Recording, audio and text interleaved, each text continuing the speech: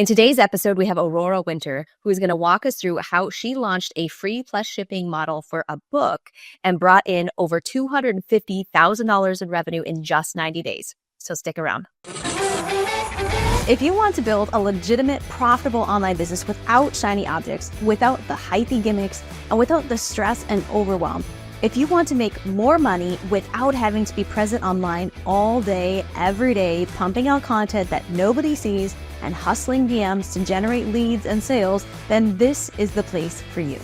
Welcome to the Digital Trailblazer podcast, your online business university, where you'll learn how ordinary people start from ground zero with no influence, no email list or audience to sell to, and no business or marketing experience, and go from working 9-to-5 jobs to building successful 6- and 7-figure online businesses and all the steps in between. Learn the strategies that worked and what didn't. Learn the mistakes that they made and how to avoid them, and then learn their plans for scaling their businesses and taking things to the next level. All so that you can build your business faster and easier and make more money without sacrificing the things that are important to you in your life. I'm your host, Leah Ray Getz, and with me is my husband, Todd. Now let's get to it with today's guest. Welcome, Aurora. We're excited to have you with us today. Why don't you go ahead and give a little background for the audience before we get into all the nuts and bolts of the funnel and the really cool stuff that you're doing. Hi, Leah and Todd. It's great to be on the show with you. Well, my intention is to help everybody turn their words into wealth. My background is as a successful serial entrepreneur. I launched my first business in my 20s, which was in the yacht sales and yacht charter industry, sold that business in my 20s and moved on to film and television, made 8 films, raised $5 million, and gone on to multiple other businesses. And now I'm in the business of helping people write, publish, and promote books and get to the next level as thought leaders. But I think we can find that the marketing principles work over multiple different businesses. Absolutely. And I think I love the fact that you're a marketer helping people with books and messaging and everything else, because I see the problem way too frequently that people want to be thought leaders. They want to create a book to help their business. And I think the book is like this magic bullet, but they don't learn anything about marketing or how to connect it to the other things that they're doing or how to even sell the book in the first place. Exactly, Leah. That's why I wrote this book, Turn Words into Wealth, Blueprint for Your Business, Brand, and Book. It's got 7 different recipes for making 7 figures with your book. And I wrote it because I was really heartbroken. The average person takes 3.5 years to write their first book. And time again, I would see that they'd put so much love and energy and effort into the book, but they would drop the ball at the 95%. They wouldn't test the title. They wouldn't test the subtitle. They wouldn't test the image. There was no call to action. There was no, if you want more than this book, then go to my website and here's why you should go to the website and here's the value add. So you can spend 3.5 years writing a book and then launch it to crickets. The other thing, I am focused at Same Page Publishing on helping people launch best-selling, award-winning books. So a common mistake that people make is they launch the book and then they start the marketing. Whereas we have a 6-month book launch process preceding the date of publication. We apply for awards, we get reviews, we send out advanced reader copies, we send it out to beta readers to bulletproof it, that nothing is confusing or nothing is missing, and that it hits the target audience. Because you don't want your book to try to just be all things to all people. You want to solve a specific problem for a specific kind of business or person. And if you do that, the book can really be a great lead magnet for your business. But to be really clear, why are you writing this book? Who is it for? What problems does it solve? And then don't drop the ball right at the finish line after you put all that love into it by forgetting that it's just, I think a book is an appetizer. It's just the beginning of a relationship. It's the beginning of something. But if you don't offer people the next step, it'll be also the beginning and the end.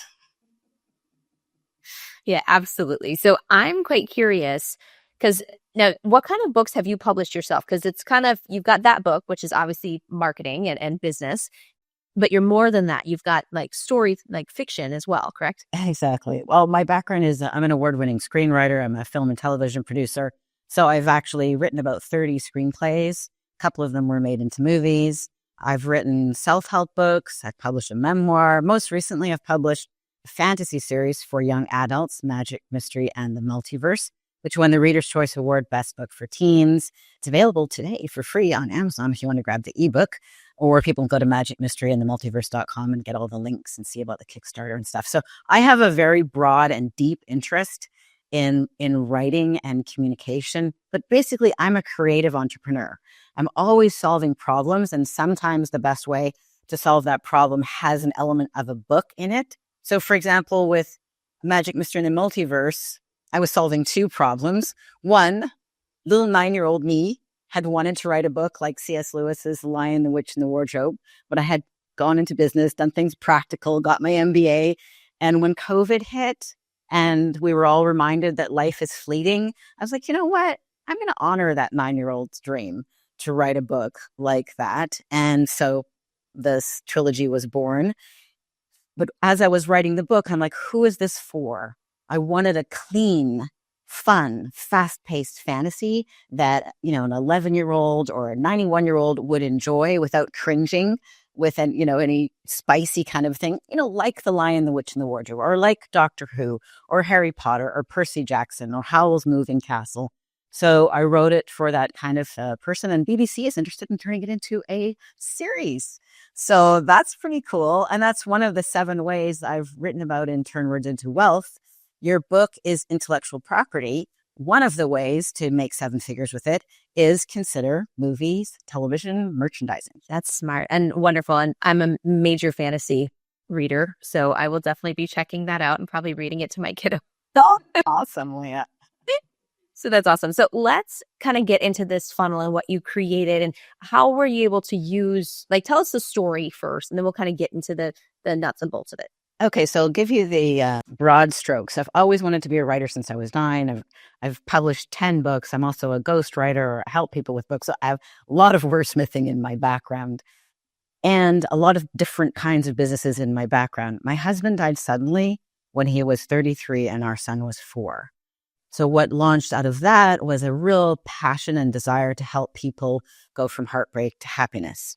So I wrote several books about how to go from heartbreak to happiness, launched the Grief Coach Academy, and for many years devoted my life to helping people get through grief much more quickly.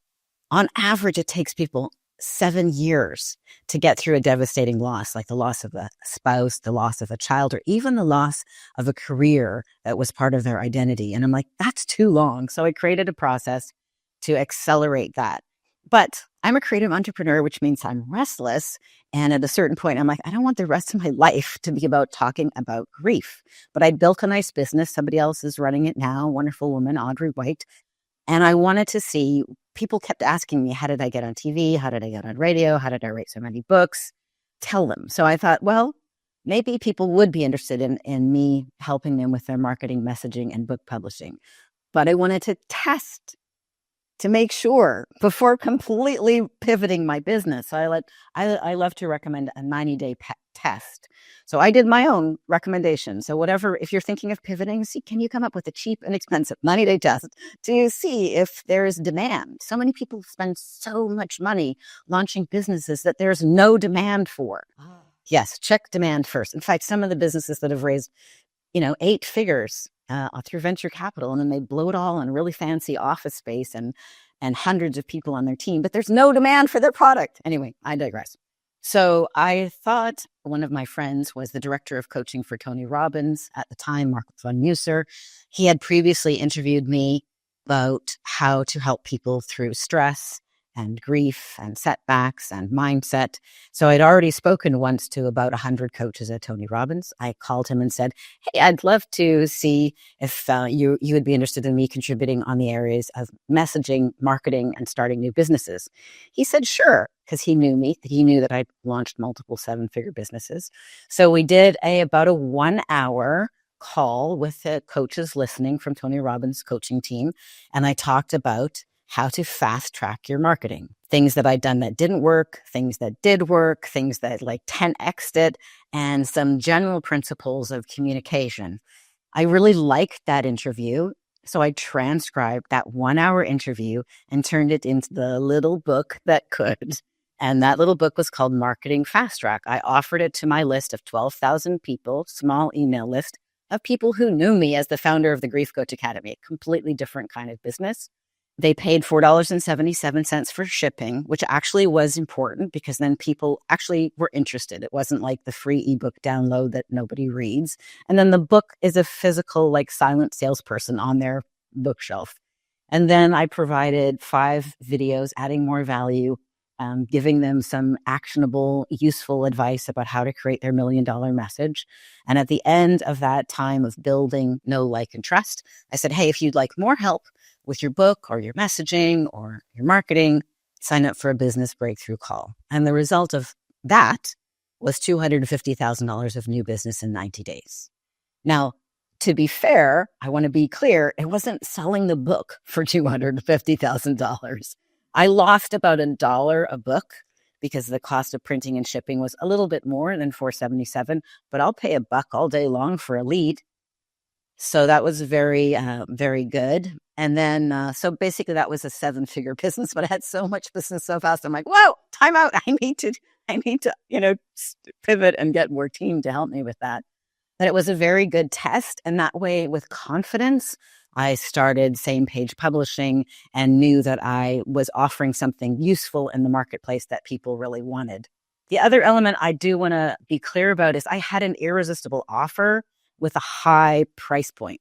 I wasn't selling something for $5,000, right? You can't really afford to do all of that if you're selling another $20 book, right? You need to have a lifetime value of a customer that is probably at least $10,000 or more.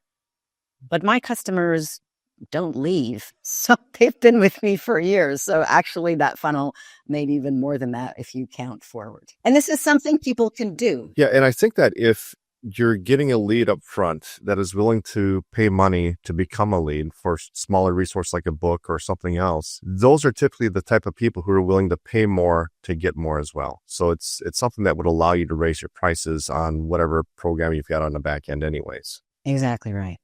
Exactly right.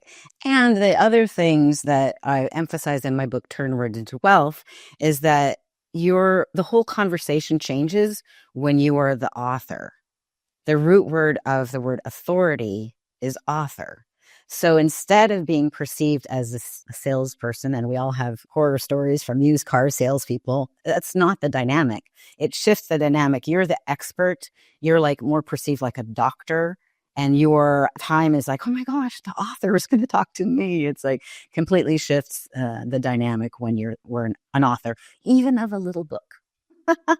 And then because that book was popular, then I wrote the much longer, fully explained book, Turn Words into Wealth. And I almost took Marketing Fast Track off the market, but it's not in alignment with who I am. I thought, you know what? We all see, for example, the final product of Taylor Swift, or we see the final product of Gmail with all its bells and whistles. But Gmail was launched with 3 features, and then they added according to demand. So I thought, you know what? I'm going to leave Marketing Fast Track available so people can get it and they can see an example of what does a little book look like. You can record yourself. You can answer the frequently asked questions. You can have your spouse or friend interview you, or if you want to do it the fast and easy way, you can come to me at Same Page Publishing and we'll help you do that, and much, much more. But you can get Marketing Fast Track by going to turnwordsintowealth.com, or it's also available wherever books are sold for free. My gift to you. That's awesome. I love all of this. So one thing that popped into my mind as you're telling the story is, yes, you had a small, some people might think it was big if they're just getting started building their email list, but generally in the grand scope of things, a smaller email list that you were able to do this test with. How do you suggest someone test who's kind of starting from scratch and doesn't have an audience that they can tap into to test a new offer if they're looking to make some kind of pivot like that? I still think something like this could be worth doing, even if you end up, it's wonderful now, Amazon and other places, but Amazon has a wonderful print-on-demand service. It's not like when I first published my first book in 2005 and had to order 3,000 copies, which was over $10,000. And then I had my garage full of books. No, you can order one book at a time, and it can be a short book like I've described, and you could just hand it out to people for free when you're meeting them at the Rotary Club or the Chamber of Commerce. The book should be designed so that it answers the frequently asked questions, so that it adds value, but it can just be an appetizer. It doesn't have to be an encyclopedia. It doesn't have to be everything that you know.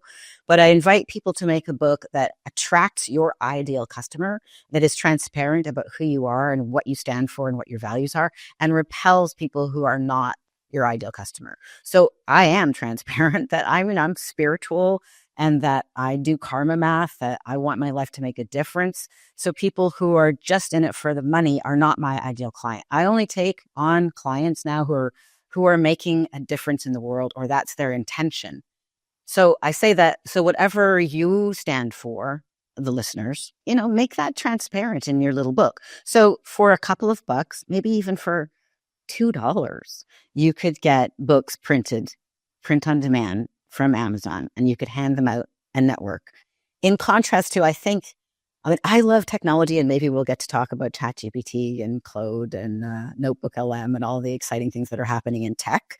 But if you're just starting out, there's a lot to be said for meeting people and connecting with people, and that's underutilized. So many people spend spend money.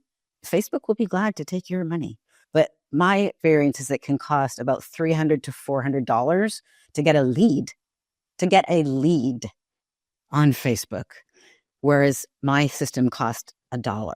And if you are handing out books, maybe your cost is $2 or $3 for that book because you don't have the shipping.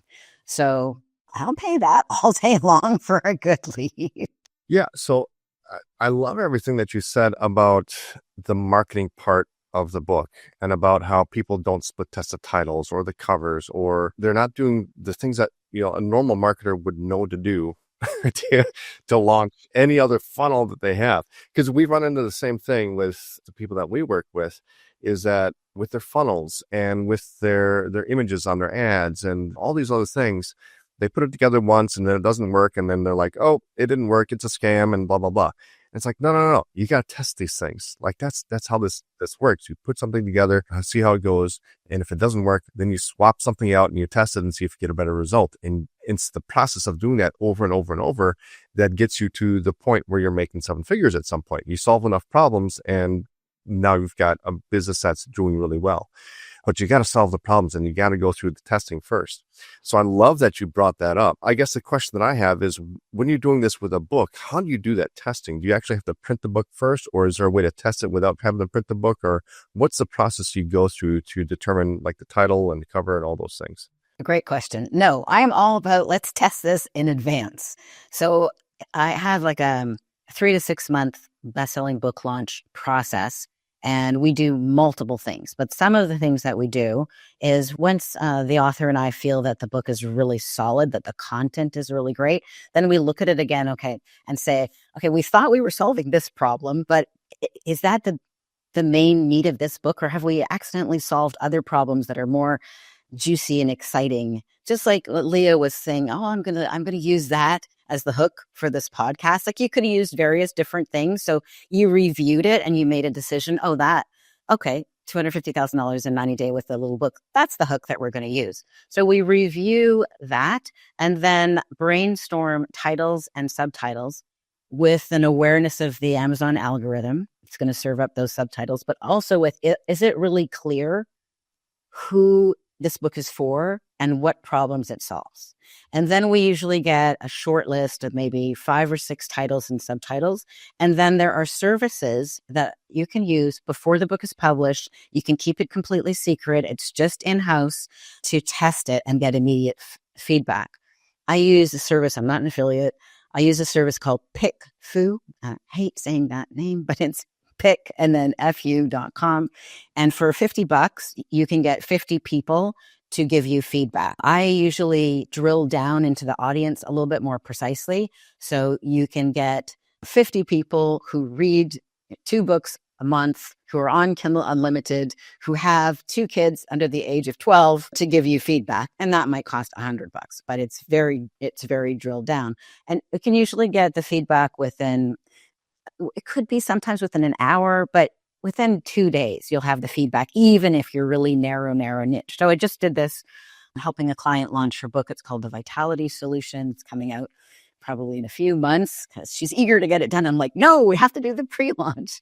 Anyway, so we had a brilliant subtitle and we had all done the covers and everything. And at the last minute, she's like, well, I think this subtitle would work better. I'm like, well, let's test it. So we tested it.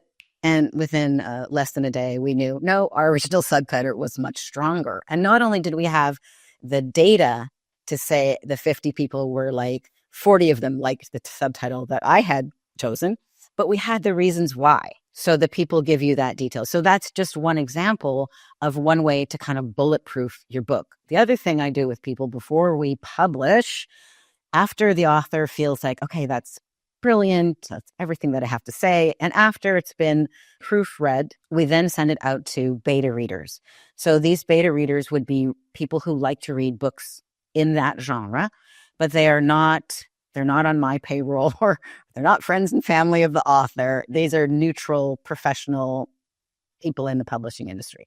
And then we ask them various questions. I just did this for another book that's coming out in December. It's a legal thriller. It's called Jake Fox Ties That Blind. And we got 6 beta readers to give us reviews. Some of the comments we thought, okay, well, that's just that person. But there were a couple of things that could be more clear. And there was one scene that 2 people objected to and thought it was too sexual and it wasn't really a plot point. So the author just dialed it down. So we made that book more bulletproof for the final reviews from the general public. And then now that it's done, it's gone through all of those processes. Now we're applying for book awards. So when you launch a book that's been tested, the covers are tested, the title's tested, everything is tested, and even the content, you have confidence that it works, then you win awards. And then like Confessions of an Accidental Lawyer has got over 3,000 reviews on Amazon and more than 10 awards. That's the previous book that I launched for Michael Stockham, a legal thriller. So the process works. It requires patience. But if you're going to spend 3.5 years or even 3.5 months writing a book, don't drop the ball just at the finish line. Yeah. And I love that little tip about that website, PickFU. Was that it? PickFU. Yes. That's very good, useful. Yeah. I learned about it was either that website or something very similar to it. When we were selling products on Amazon, at some point we'd come across some training about a website like that where you could submit your product or some split test of product images, or it was something where we could split test different versions of a product or something to get feedback. And I remember at the time thinking that was a really neat service. That should probably be useful for me someday in the future.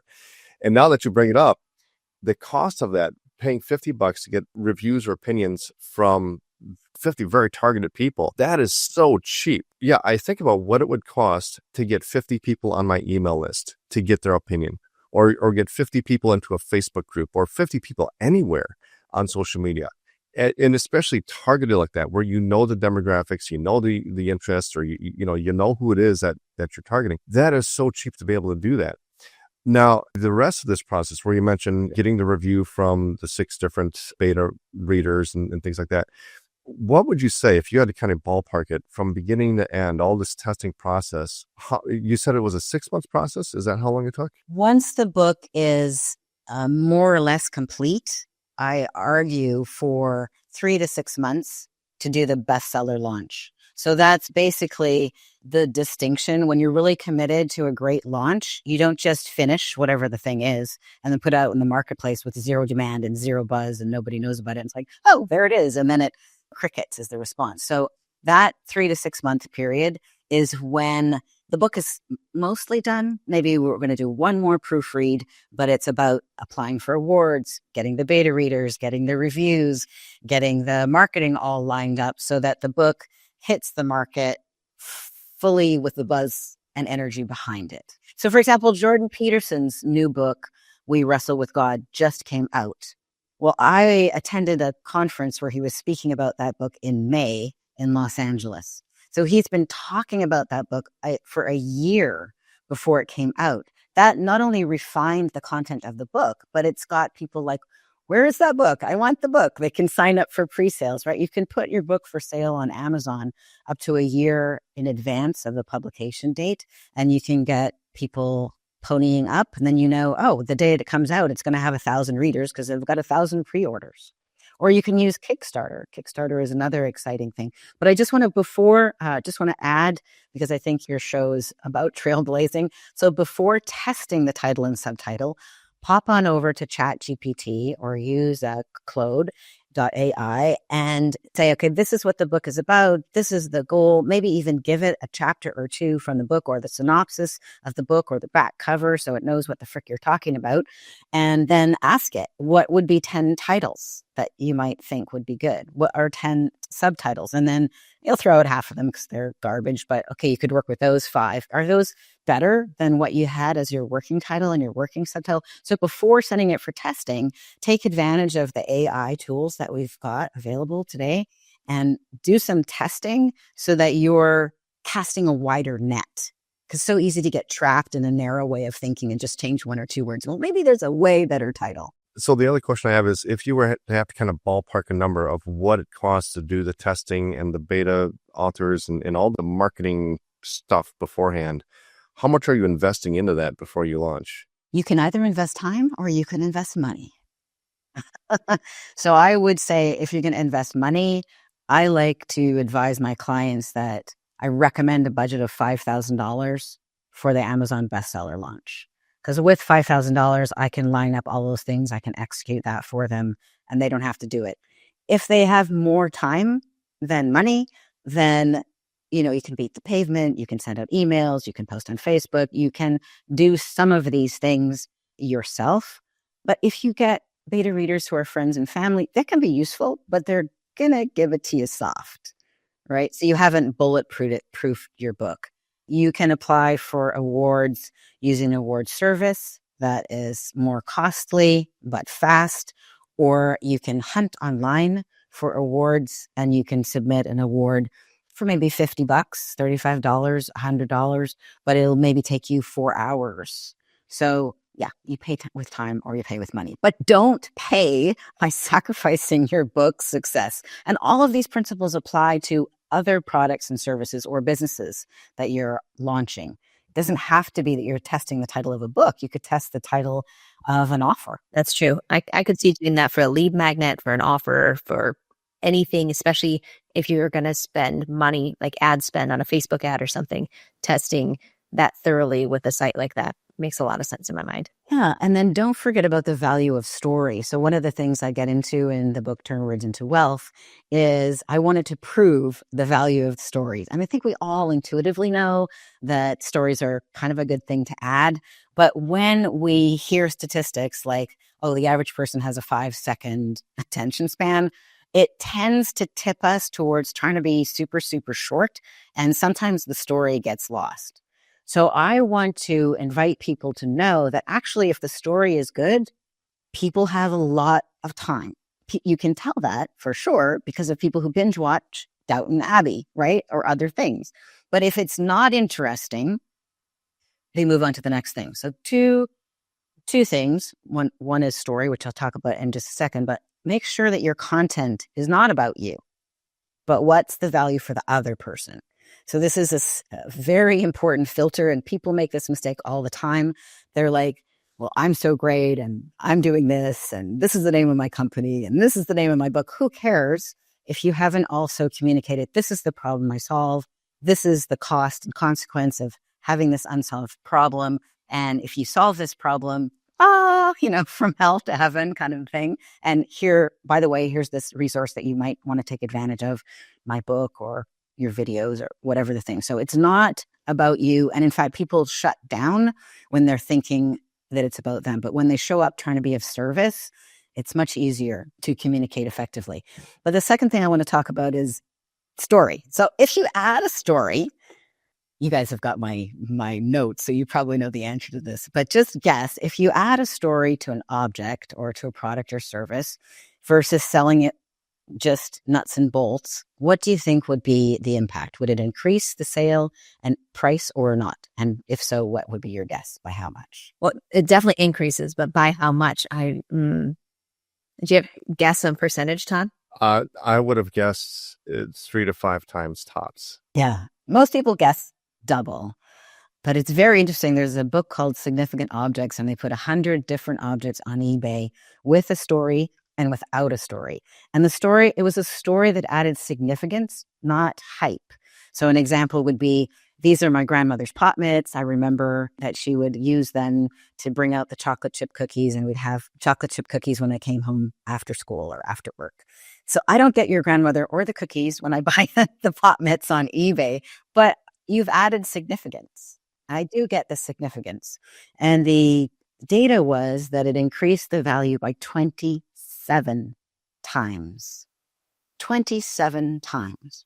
So you are shooting yourself in the foot if you don't collect stories and share stories. It could be your origin story, why you started your business. Could be stories about your clients, how you impact them, the challenges that they were facing, and then you came along with the solution, what a difference that made to them. We should be practicing and collecting stories all the time. And then you can try out those stories on LinkedIn or Facebook or TikTok. But like Todd was saying a minute ago, there's so many other elements, right? The same story, maybe the story is perfect, but your tagline was wrong, or the color was wrong, or the sound was wrong. So, but play with story. And I bet you will notice that the average time that people are watching your content or consuming your book increases dramatically. And your ka-ching ching could increase by 27 times. So it's worth it. I like to say, like Steve Jobs, when he was running Apple, like he practiced for 3 weeks his Apple pitches for the great unveilings, where to stand, what to say. So if somebody's that busy, thinks it's worth his time to practice for 3 weeks, I think we as entrepreneurs and coaches and leaders and speakers, or people who are trying to make a bigger difference in the world, can allocate more time to collecting and practicing delivering stories. So with that free plus shipping book funnel, did you have anything else in the back end as far as upsells or downsells, or was it just the book to kind of test it out? Well, the $250,000 definitely didn't come from selling books. I had a back end offer. So it was similar to what I'm doing now at Same Page Publishing. So we help experts and entrepreneurs and thought leaders who are determined to make a difference in the world launch to the next level as thought leaders. So what that usually looks like is a discovery process for about a month, where I do like a mini feasibility study. Is this book viable? Will the client get it? I always want them to have at least a 10x return on investment. So if they're investing 6 figures with me, I want them to make 7. If they're investing 5 figures with my company, I want them to make 6. Like, I want them to have that 10x ROI. What other books are in the marketplace in this genre, in this space? Is there a hole in the marketplace in that area?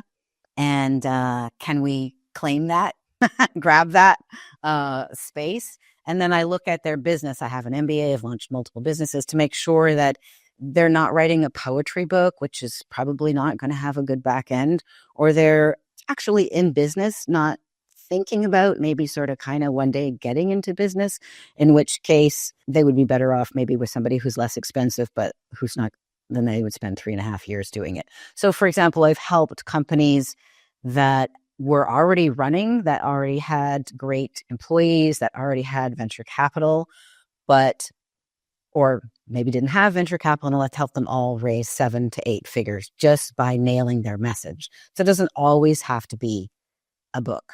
And then in terms of, you want to make sure that whatever your offer is, that it's an irresistible offer. So can you offer a guarantee? Can you offer some grants? So for example, in Canada, I was able to set my clients up with a grant that covered half the cost of their investment. So think about, how can you add more value? I think as entrepreneurs, we solve problems and profit. So how can you solve more problems, which will create more profit for yourself? But I think if you always try to be useful and make the client go like, well, I made a 10x return on my investment, I'm going to renew, or I'm going to recommend, or I'm going to do this again. So my experience, for example, with the author, Michael Stockham, we're writing 9 legal thrillers now because he likes the process of working with me so much. And that's the author whose book I mentioned before, The Vitality Solution, which is coming out soon. She's now working on a workbook and 9 little booklets because she liked the process so much. So you want to be that person that your clients can't imagine life without you. I think if even if you don't get all the other stuff right, if you can do that well, at least you can change lives and you can get a ton of referrals and work on all the other stuff that you should be doing as well. Exactly right. So we talked about 2 of the 7 different ways to make 7 figures with your message. There's 5 more in Turn Words into Wealth, but one of them I think is worth highlighting, which is a book is kind of the entry fee to become a public speaker. And public speaking is the highest paid profession. So, the Jordan Petersons and the Tim Ferrisses and the, Barack Obamas of the world are potentially making 6 figures or more per 90-minute keynote, right? Hillary Clinton made $250,000 per talk. So if you are interested in becoming a public speaker, you absolutely positively must have a book.